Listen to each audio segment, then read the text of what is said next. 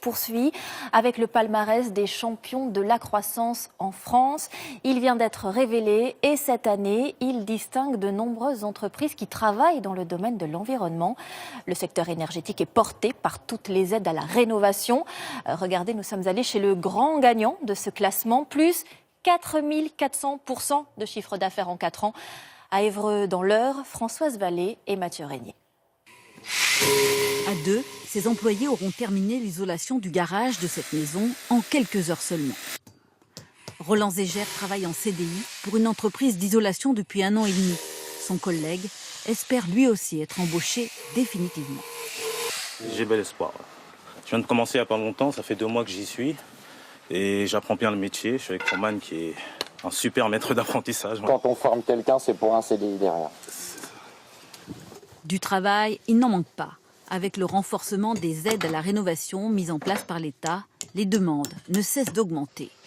Ce propriétaire bénéficie d'un programme d'isolation à 1 euro repéré sur le site de l'entreprise. Je les ai démarchés. Une collègue à moi l'avait déjà démarché l'entreprise, ça s'était très bien passé. Sans cette subvention, vous n'auriez peut-être pas fait les travaux? Non. Et pourquoi? Ça demande un coût. Hein. C'est toujours pareil.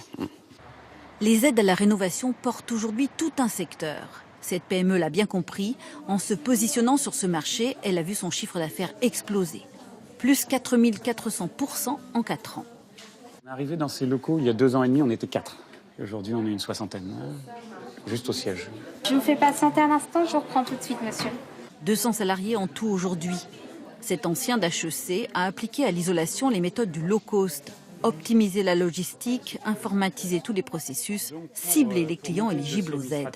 Est-ce que vous connaissez à peu près votre revenu fiscal de référence, monsieur? Avant, on avait vraiment l'approche traditionnelle de l'isolation, mais où on massifiait absolument pas les travaux. On faisait 20 chantiers par mois. Aujourd'hui, on isole plus de 2000 logements par mois.